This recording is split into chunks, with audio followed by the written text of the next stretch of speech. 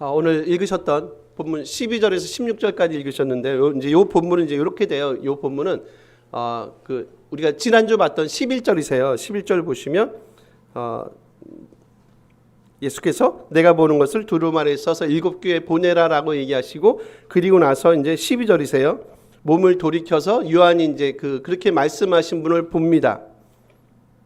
그리고 나서 이제 16절까지 저희가 읽으셨던 16절까지는 요한이 본 그 환상을 지금 설명하고 있는 게 12절에서 16절까지예요. 그러니까 인자 같은 이라고 얘기하잖아요. 그러니까 인자 같은 이는 쉽게 그냥 예수님이라고 생각하시면 돼요. 예수님이다 생각하시고, 그 인자 같으신 분 예수님의 그 환상을 예수님에 관한 환상을 본 겁니다. 그래서 이제 그 내용이 소개가 되는 게 이제 13절 이에서 쭉 소개가 되고요. 16절까지겠죠. 그리고 나서 17절에서 20절까지는 요한이 본 환상이 아니라 예수님께서 다시 요한이 본 그 환상을 다시 설명하시는 내용이 17절에서 20절까지세요. 요거는 저희가 다음 주에 볼 겁니다.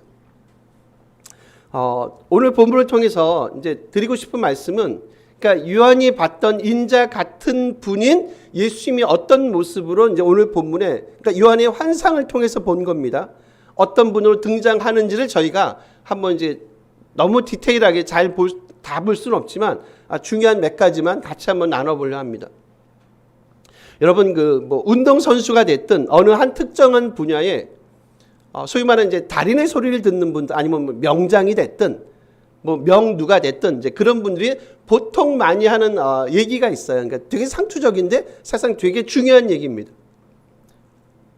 우리 옛날에 한동안 그 달인이란 프로가, 요즘도 하긴 하더라고요. 하긴 하는데 하여튼 초창기엔 그 달인이란 프로가 엄청나게 재미있었어요.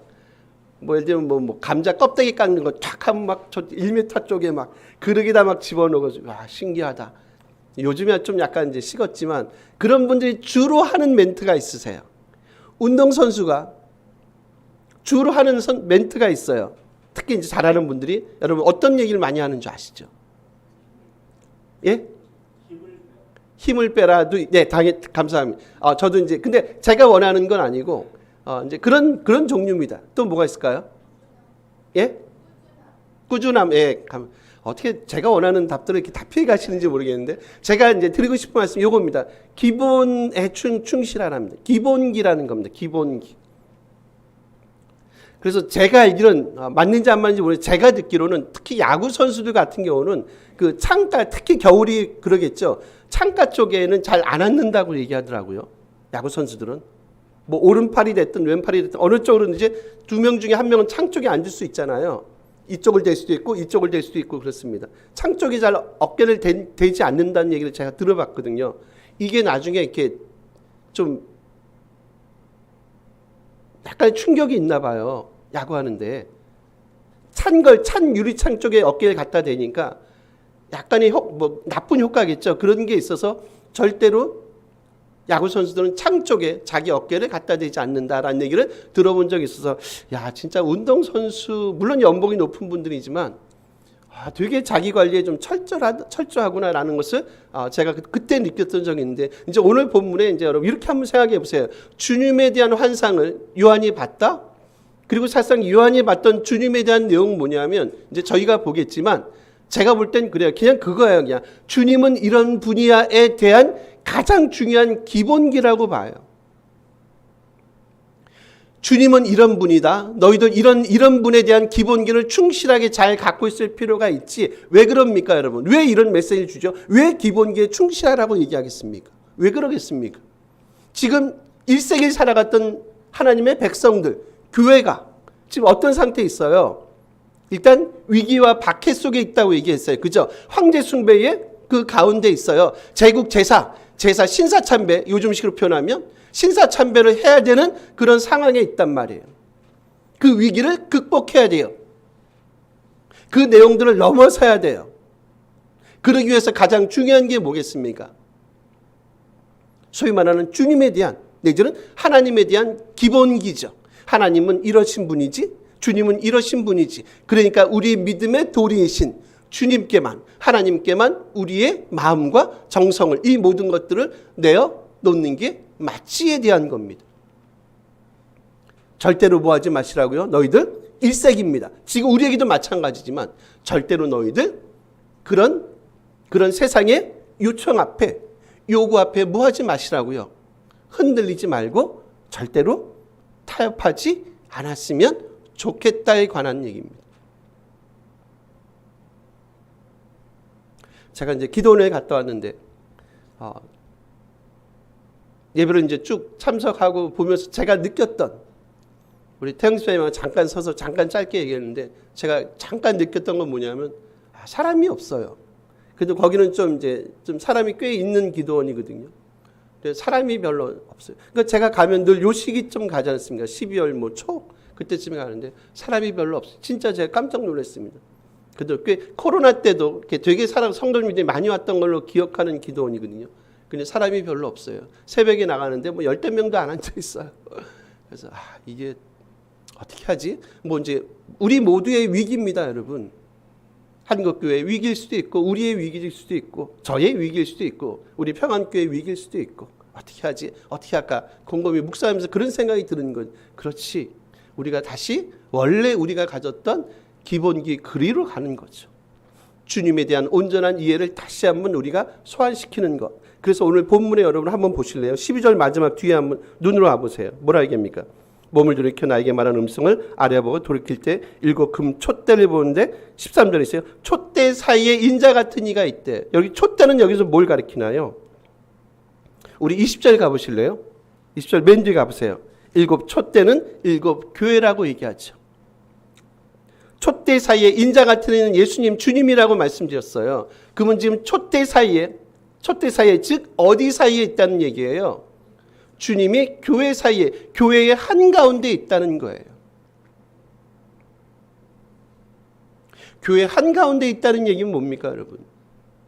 주님은 지금 일곱 교회만이 아니라, 일단 제가 지난주도 말씀드렸어요. 직접적인 원독자들은 누구라고요? 원독자들은 1세기에 그 당시 위기와 고난과 박해와 무기력증과 안일함에 빠져있던 1세기 사람들, 1세기의 일곱 교회 사람들, 그들에게 준 메시지. 즉 그 얘기 뭐냐면 주님은 지금 교회의 형편, 여러분의 처지, 여러분의 삶의 정황들을 너무나 잘 알고 계신다. 왜 그렇다고요? 그분은 어디 가운데 계신다고요? 그분은 교회의 한가운데 계신다는 얘기예요.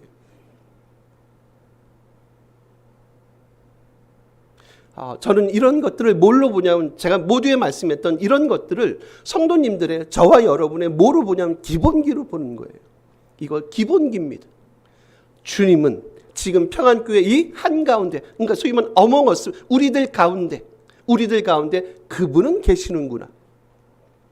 그래서 늘 우리가 그분 앞에 두려움과 떨림으로 서고요, 감사함으로 서시고요, 오늘 주일학교 설교가 기쁨으로 서시는 거라는 거죠. 왜요? 그분이 누구와 함께 있다고요? 우리와 함께, 우리 중에 계신다는 거예요. 이거 뭐라고요? 이건 믿음의 가장 중요한 기본기입니다. 기본기. 우리 13절 맨 뒤에 한번 보시면, 우리 13절 한번 같이 읽어보실래요? 한번 읽어주세요. 읽습니다. 촛대 사이에 인자 같은 이가 발에 끌리는 옷을 입고 가슴에 금띠를 띠고. 지금 인자 같은 이 주님이라고 말씀했고요, 발에 끌리는 옷을 입고 가슴에 금띠. 보통 두 가지 이미지를 봐요. 그러니까 발에 끌리는 옷은 주로 구약에 보시면 주로 이런 옷들을 입었던 분들이 계세요. 누구십니까? 바로 제사장이십니다. 그리고 가슴에 금띠를 띠셨던 분들이 있어요. 누굽니까? 왕입니다. 왕. 이걸 통해서 보여주고 싶은 게 있죠. 주님은 어떤 분임을 보여주고 싶은 겁니까? 제사장이시고 그리고 왕이시다. 요거를 차별화시키는 게 있겠죠. 그게 뭐겠습니까, 여러분? 그러니까 주님은, 그러니까 세상의 제사장, 세상의 대제사장이나 세상의 왕과는 확연하게 구분되는 분임을 보여주고 있다는 거예요.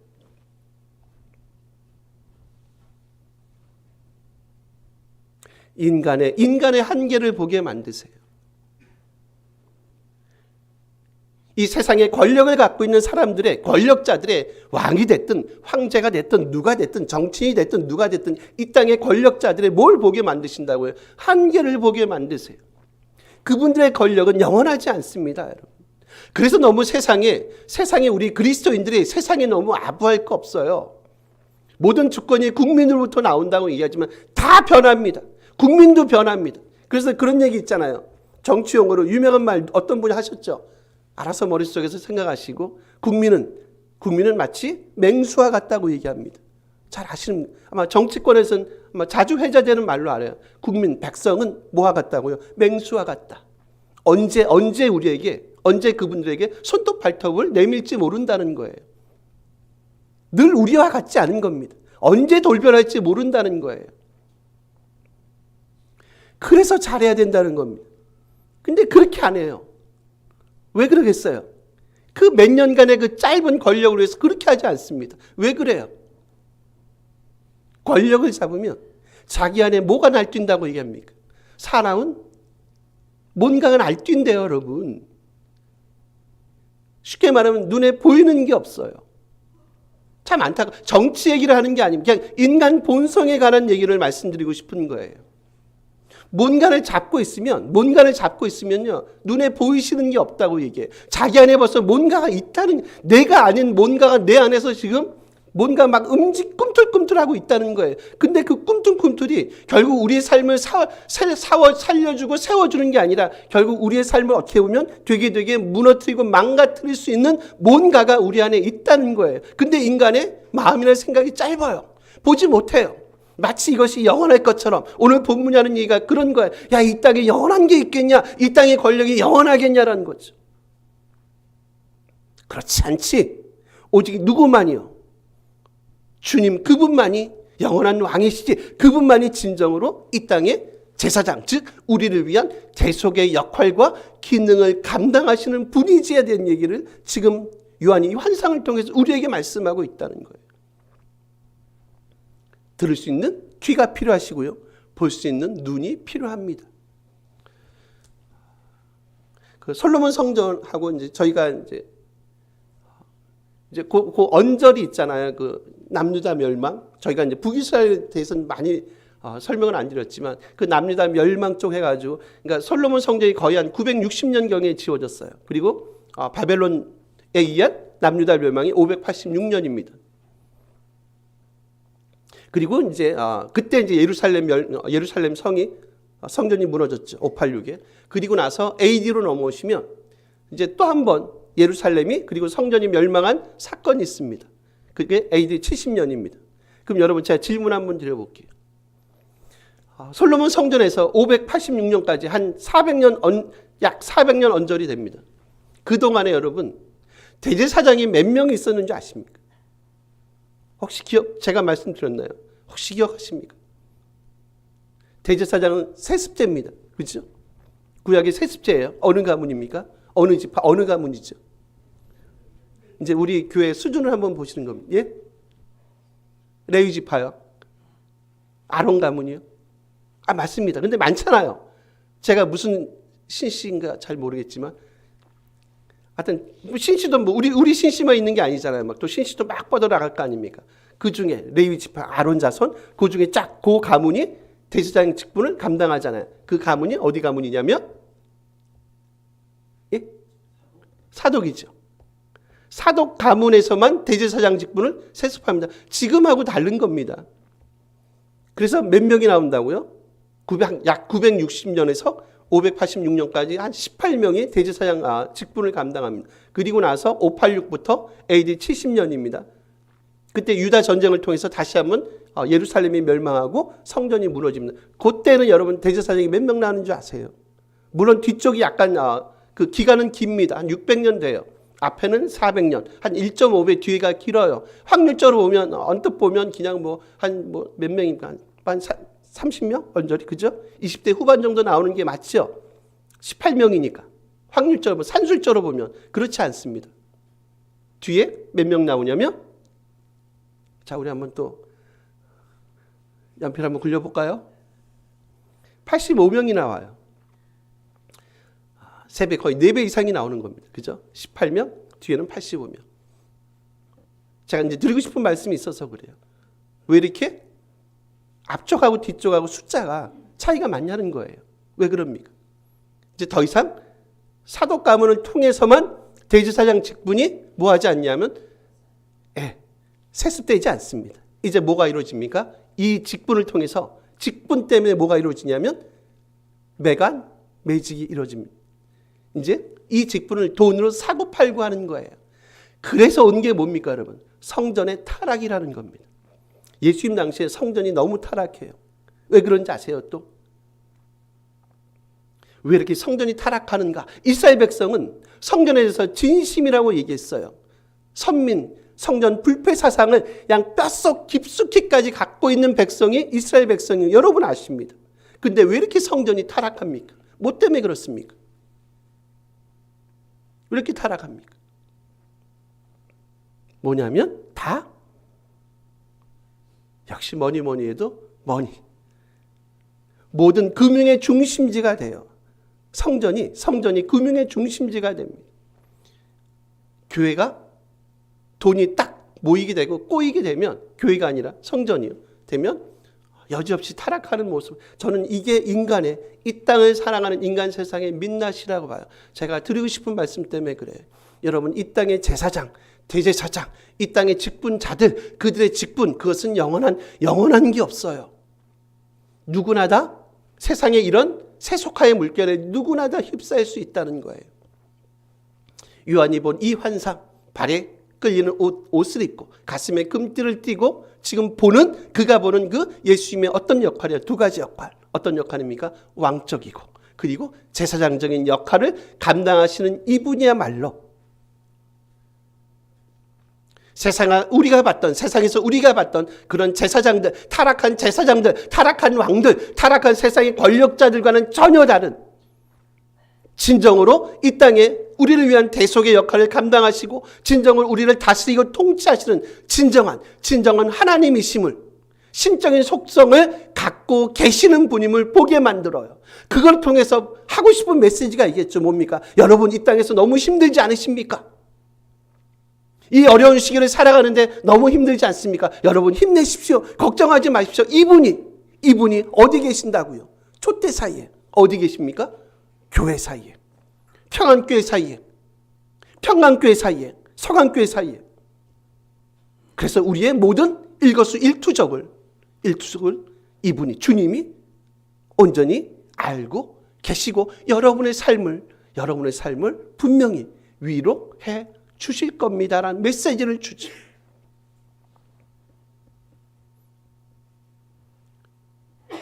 낙심하지 마시고 비록 이제 제가 기도원 가서 느낀 일종 메시지지만 다시 한번 저는 이제 제가 있으면서 이제 그런 생각이 또 들긴 들더라고요. 저하고 여러분 상황이 다르니까 집사님들도 우리 성도들도 좀 한 번씩 오셔서 조용히 좀 주님의 음성을 듣는 시간이 있었으면 좋겠고 한번 좀 묵상하는 시간도 있었으면 좋겠고 이제 그런 형편이 안 되니까 제가 진짜입니다. 이게 속마음에 되게 죄송한 마음이 들었어요. 이게 우리 교인들도 오셔서 좀 이런 시간들 짧게라도 1박 2일에도 좀 조용히 묵상하는 그런 시간도 있었으면 참 좋겠다. 형편은 그렇게 이제 직장이라는 것 때문에 되지는 않지만 그런 생각을 해봤습니다. 다시 한번 이런 본문을 통해서 우리에게 주시는 이 하나님의 음성이 들렸으면 좋겠고요.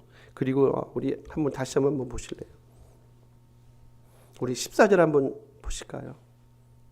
예, 요거 읽습니다. 14절 읽습니다. 그의 머리와 털의 희기가 흰 양털 같고 눈 같으며 그의 눈은 불꽃 같고. 제가 이제 앞에 나왔던 초중반에 머리와 털의 희기가 양털 같고 눈 같다고 얘기해요. 보통 이제 흰이라는 색깔, 그러니까 계시록에서 색깔도 되게 중요합니다. 그럼 여러분 하얀과 계시록에서 하얗다, 희다라는 거하고 반대되는 색깔이 있을 거 아니에요? 뭐가 반대될 것 같습니까? 보통 붉은색이 나와요. 검은색도 나오죠. 붉은 것. 보통 바벨론, 붉은 용, 붉은 짐승 막 그렇게 나오죠. 붉다, 붉은 것. 오늘 흰 것이 나와요. 머리와 털의 희기가 흰 양털, 그리고 눈 같다 얘기해요. 보통 하얗다는 단어, 색깔 하얗다는 건 보통 성경에서 특히 계시록에서 뭘 말하냐면 거룩함 내지는 순결을 상징하는 일종의 그 색입니다.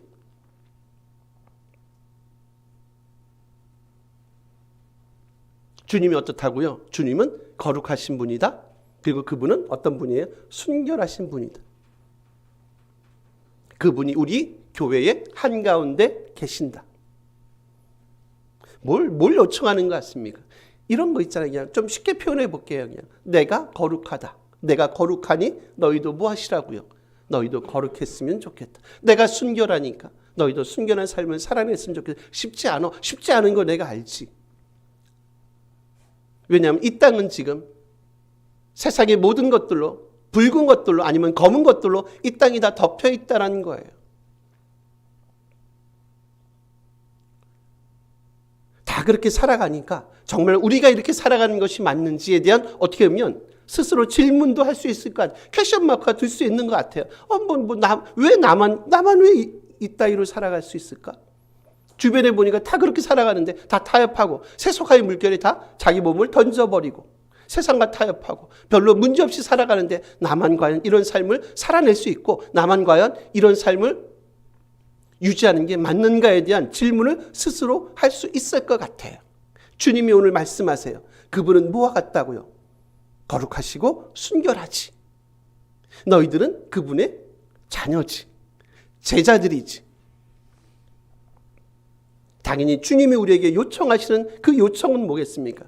내가 이러니까 너희도 그러한 삶을 살아내는 게 맞지 않겠니? 그래서 여러분 나중에 이제 저희가 다시 보겠지만 이기는 자에게는 주님이 주신다는 게 있어요. 이기는 자에게 뭘 준다고 얘기합니까? 여러 가지 줘요. 그 중에 이제 색깔과 관련시켜보면 내가 너에게 흰 옷을 준다고 얘기해요. 흰 옷을 줄 것이다. 거룩함과 순결을 의미하죠.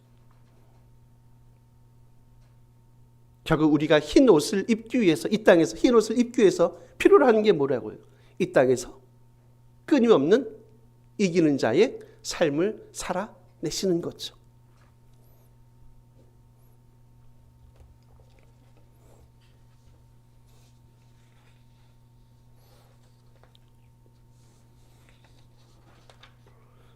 우리 하나만 더 볼게요. 우리 16절 한번 가보겠습니다. 한번 같이 읽어주세요. 있습니다. 그의 오른손에 7뼈리 있고 그의 입에서 좌우의 날선검이 나오고 그 얼굴은 해가 힘있게 비치는 것 같더라. 여기 보시면 오른손에 7뼈리 있어요. 그리고 입에서 좌우의 날선검이 나온다고 얘기합니다. 이 날선검, 검이란 단어가 있어요. 롬파이아라는 단어인데 이게 신약에서 7번 쓰이는데요. 누가복음에 한 번 쓰이고요. 그리고 계시록에서만 6번 다 쓰입니다. 그러니까 거의 다 계시록에서 쓰이는 거예요. 이 롬파이어 검이란 단어. 당연히 검은 여러분 뭐 하는 데 쓰이는 겁니까? 당연히 일종의 파괴적인 기능을 감당하죠. 그러니까 그분이 뭐 하신다는 거예요? 인자 같은 이신 주님이 이 땅을 뭐 하신다는 겁니까? 이 땅을 심판하세요. 어떤 것도 그분의 이 검 앞에 남아있는 게 없어요. 겁을 주는 게 아니라 주님은 엄청난 힘을 갖고 계시는구나. 엄청나게 파괴적인 활동을 이 땅에서 하시는구나라는 이런 메시지를 통해서 결국 하고 싶은 진짜 메시지 뭡니까? 야, 너희들 혹시 교회 안에 여전히 이 땅에서 이 땅을 사모하는 이 교회 안에서 여전히 재물을 사모하는 교회 안에서 여전히 세속화의 물결에 휩쓸려가는 하나님의 백성이라 껍데기만 일컬어지는 사람들이 있으면 주님의 이 모습을 너희가 좀 봤으면 좋겠지. 주님이 입에서 나오는 그 검, 파괴적인 검, 누구도 그분의 검을 피할 수는 없지. 사실상 이 검은 여러분 뭐겠습니까? 물론 물리적인 검은 저는 아닐 거라고 봐요. 결국 하나님의 말씀이세요. 입에서 나오는 검, 말씀이겠죠.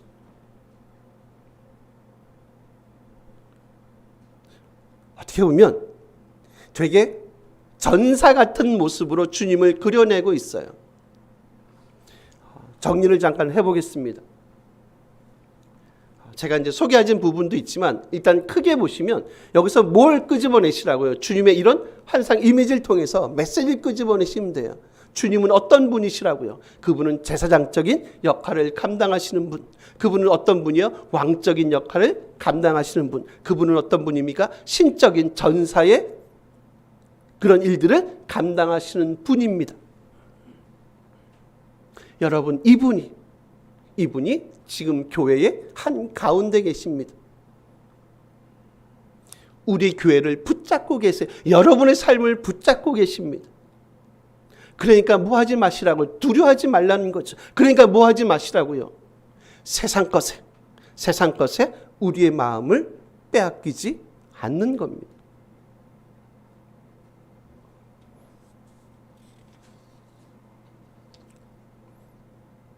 저는 우리 교회들이, 그러니까 저희 평안교회만이 아니라 우리 교회들이 주님에 대한 올바른 원래 있던 그 기본애로 돌아갔으면 좋겠습니다.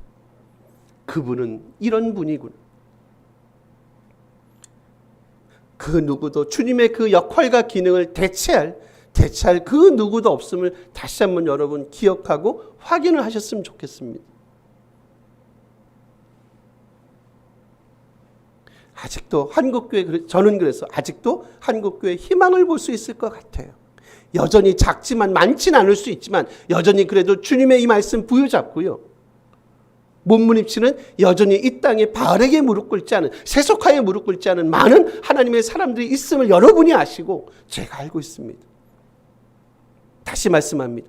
여러분, 우리가 알고 있던 그 주님의로 다시 한번 돌아가는, 그 돌아감이 놀라운 은총이 우리 가운데, 우리 평안교회 가운데, 아니 조국교회 가운데 있기를 간절히 기도하고 소원하고 사모해야 되지 않겠습니까?